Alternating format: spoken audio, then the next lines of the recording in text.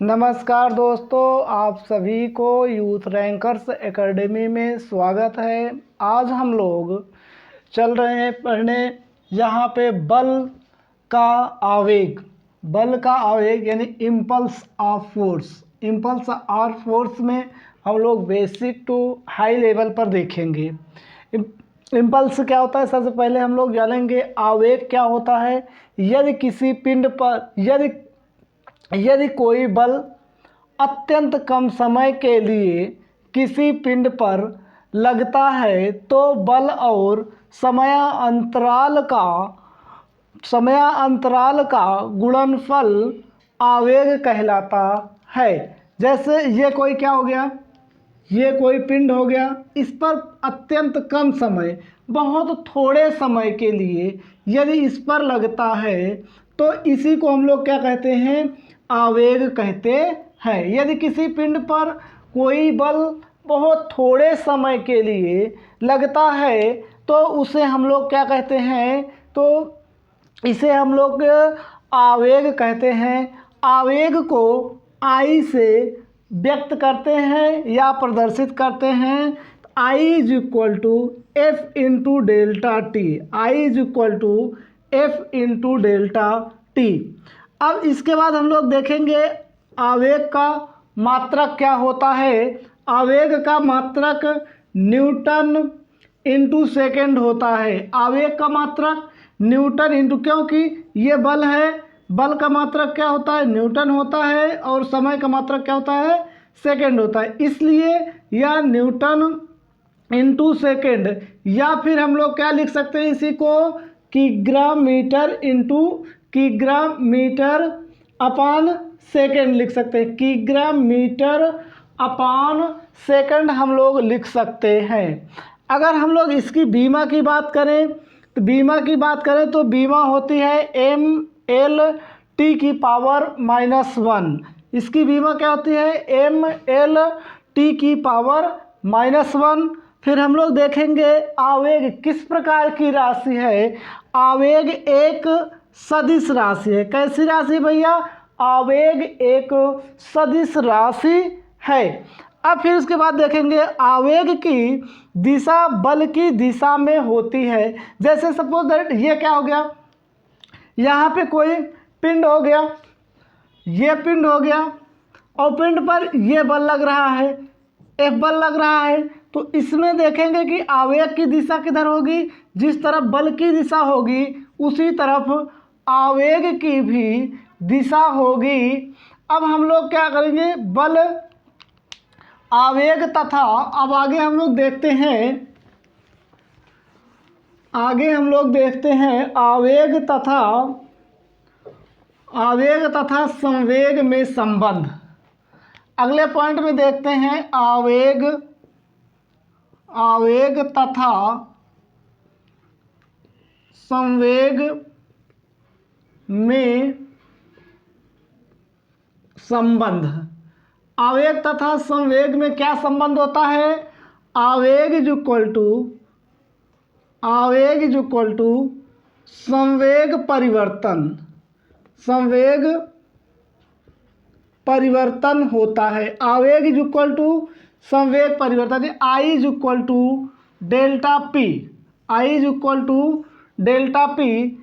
इसी को हम लोग दूसरी डिफिनीशन देखेंगे तो इसे क्या कहते हैं, संवेग परिवर्तन की दर को हम लोग क्या कहते हैं, आवेग कहते हैं। संवेग परिवर्तन की दर को हम लोग क्या कहते हैं, आवेग कहते हैं। अब नेक्स्ट टॉपिक, अब हम लोग इसके व्यवहारिक एग्जाम्पल देखेंगे।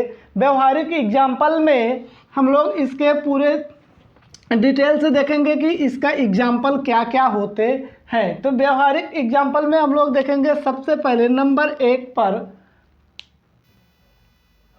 अब हम लोग देखेंगे एग्जाम्पल जो है कि बल के आवेग में कह रहा है कि रेलवे गाड़ी के डिब्बों की संटिंग के दौरान गंभीर झटकों से बचाने के लिए प्रतिरोधकों का उपयोग किया जाता है।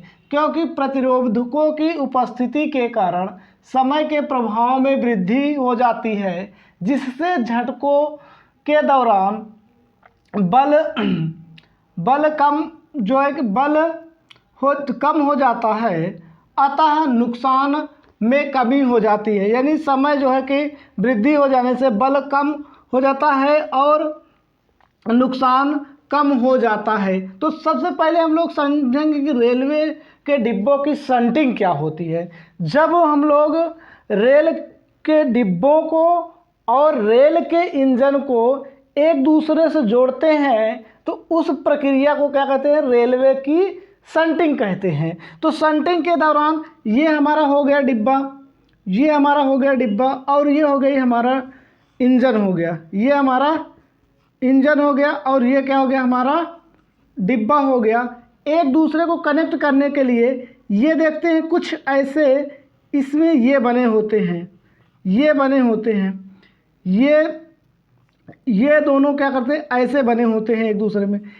और इसको क्या कपलिंग को यहाँ पे डिब्बे को कनेक्ट किया जाता है, यही है प्रतिरोधक, यही है प्रतिरोधी। ये शंटिंग किया जाता है। जब ये एक दूसरे से टकराते हैं तो इसमें समय में वृद्धि हो जाती है और बल क्या हो जाता है, कम हो जाता है, जिससे एक दूसरे से इसमें झटका कम से कम लगता है। ये झटका कम से कम लगता है और इसमें नुकसान भी कम से कम होता है। यही होता है और यही जो है कि इसमें ये क्या हो गया, इंजन हो गया, ये आपका डिब्बा हो गया। और इसमें ये जब इसको शंटिंग करते हैं, शंटिंग का मतलब जब इंजन को एक दूसरे से जोड़ते हैं, अगर ये चीज़ नहीं रहेगा, प्रतिरोधक नहीं रहेगा, जैसे ये ड्राइवर इसको पीछे लेकर जाएगा और ट्रेन के डिब्बे में लगेगा तो बहुत तेज़ी के साथ झटका होगा। इस झटके को कम करने के लिए यहाँ पे प्रतिरोधक लगा देते हैं, जिससे कि समय में वृद्धि हो जाती है और इस पर लगने वाला बल का मान कम हो जाता है और इस डिब्बे पर कम से कम बल लगता है, जिससे कि यहाँ पे कम से कम नुकसान होता है। अब हम लोग चलते हैं दूसरे एग्जाम्पल पर, एग्जाम्पल नंबर 2 पर हम लोग देखेंगे क्या होता है एग्जाम्पल नंबर 2 को। एग्जाम्पल नंबर 2 में हम लोग देखते हैं कि एग्जाम्पल नंबर 2 में जब एक तीव्र धावक तेज़ी से दौड़ रहा होता है और वह अपनी दौड़ को समाप्त करता है तो उसे समाप्त करने के बाद उसे यह सुझाव दिया जाता है कि वह धीरे धीरे अपनी गति को कम करे, जिससे समय में वृद्धि हो जाए और तथा उसके द्वारा लगाया गया बल कम हो जाए। यह भी एक बल के आवेग का एग्जाम्पल है। क्योंकि कहा जाता है कि जैसे कोई तेज़ धावक वो क्या करता है, तेज़ी से दौड़ रहा होता है। जब तेज़ी से दौड़ रहा था तो जब वह अपनी स्पीड को समाप्त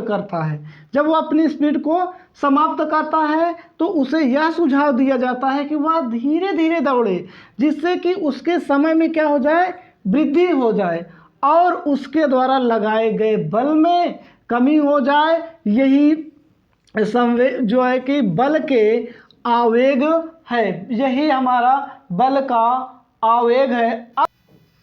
अब हम देखेंगे न्यूटन के तृतीय नियम, न्यूटन के गति विषयक का तृतीय नियम, यानी न्यूटन का तृतीय नियम या फिर इसे हम लोग क्रिया प्रतिक्रिया का नियम भी कहते हैं।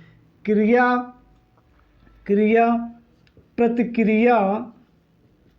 प्रतिक्रिया का नियम भी हम लोग कहते हैं। ये क्रिया प्रतिक्रिया का नियम कह रहा है कि जब एक वस्तु दूसरी वस्तु पर बल लगाती है तब दूसरी वस्तु भी पहली वस्तु पर उतना ही बल विपरीत दिशा में लगाती है, अर्थात प्रत्येक क्रिया की एक समान व विपरीत दिशा में प्रतिक्रिया होती है।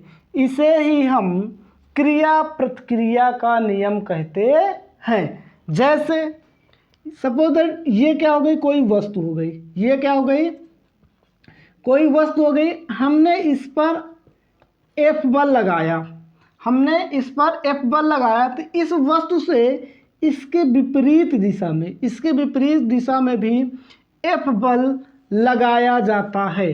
जैसे हम लोग क्या करते हैं, जंप करते हैं यहाँ से, तो जैसे हम लोग ज़मीन पर बल लगाते हैं जंप करने के लिए, वैसे F बल लगाकर जंप करने के लिए तो नीचे से भी F बल लगाया जाता है। नेक्स्ट एग्जाम्पल, अब हम लोग देखेंगे इसके एग्जाम्पल के विषय में। एग्जाम्पल इसके क्या क्या होते हैं। एग्जाम्पल, पहले एग्जाम्पल में हम लोग लेते हैं, जैसे हम लोग बंदूक को चलाते हैं, तो जिस तरीके से बंदूक से गोली निकलती है और वह पीछे की तरफ झटके देती है। सपोज दैट ये हमारी क्या हो गई, बंदूक हो गई, ये हमारी बंदूक हो गई। बंदूक जब हम लोग यहाँ से इसको चलाते हैं तो बंदूक की गोली जिस रफ्तार से आगे की तरफ निकलती है, उसी रफ्तार से, उसी गति से पीछे की तरफ बल, जितनी रफ्तार, जितने वेग से आगे की तरफ, उतनी ही वेग से पीछे की तरफ बल लगाती है। ये भी न्यूटन के तृतीय नियम यानी क्रिया प्रतिक्रिया के सिद्धांत पर कार्य करती है। कि जैसे देखते हैं कभी कभी क्या होता है कि लोग बंदूक को चलाते हैं, गिर भी जाते हैं, तो ये किसका नियम है, क्रिया प्रतिक्रिया का नियम। फिर हम लोग क्या करते हैं, जैसे किसी तालाब या नदी में ये नाव हो गई, ये सपोज दैट नाव हो गई और ये पानी में तैर रही है। जैसे हम लोग इस पर छलांग लगा के जितना आगे आते हैं और इस पर विपरीत दिशा में, इस तरफ हम लोग बल लगा रहे थे, इसके विपरीत दिशा में एक प्रतिक्रिया बल कार्य करता है, एक प्रतिक्रिया बल कार्य करता है और ये नाव पीछे हट जाती है। हम लोग जितना आगे आते हैं ये नाव इतना पीछे हट जाती है। ये भी क्रिया प्रतिक्रिया का ही नियम है, ये भी क्रिया प्रतिक्रिया का नियम है। अब नेक्स्ट एग्जाम्पल हम लोग देखेंगे। जैसे हम लोग क्या करते हैं, नदी में तैर रहे होते हैं, ये हो गई नदी। जैसे इसमें हम लोग तैरते हैं तो हम लोग ऐसे पानी को जैसे ही पीछे करते हैं, जितना बल हम लोग पानी में पीछे की तरफ लगाते हैं, जितना बल हम लोग पानी में पीछे की तरफ लगाए, उतना हम लोग आगे चले जाते हैं। ये भी न्यूटन का तृतीय नियम या फिर क्रिया प्रतिक्रिया का नियम है। और नेक्स्ट एग्जाम्पल पर हम लोग देखते हैं कि जैसे हम लोग क्या करते हैं, किसी बाल को ऐसे जब फर्श पर पटकते हैं तो वो बाल उतने ऊंचाई पर आ जाते हैं, क्योंकि जिस बल से हमने बाल को फेंका और ज़मीन पर जिस बल से लगाए, ज़मीन की ये फर्श से उतना ही प्रतिक्रिया बल ऊपर होता है और बाल जो है कि ऊपर उठ जाती है। ये भी न्यूटन के तृतीय नियम या क्रिया प्रतिक्रिया का नियम है। और नेक्स्ट एग्जाम्पल हम लोग देखते हैं। नेक्स्ट एग्जाम्पल हम लोग, जैसे ये क्या हो गया, कुआं हो गया, ये कुआं हो गया और यहाँ से हमको पानी निकालना है। यहाँ से सपोज दैट पानी निकालना है तो यहाँ से बाल्टी हो गई, तो बाल्टी से हम लोग जैसे रस्सी से बल निकालते हैं, ये जितना हम लोग बल यहाँ रस्सी से इधर लगाते हैं उतना ही बल यहाँ पर लगाती है। ये भी न्यूटन के तृतीय नियम के अनुसार काम करती है। अब हम लोग ये आपका क्रिया प्रतिक्रिया के सिद्धांत पर कार्य करती है। अब हम लोग नेक्स्ट वीडियो में, जो नेक्स्ट वीडियो आएगा वो हमारा होगा घर्षण बल यानी फ्रिक्शन फोर्स होगा जो है। अब हम लोग नेक्स्ट वीडियो में घर्षण बल के विषय में पूरा बेसिक टू हाई लेवल देखेंगे।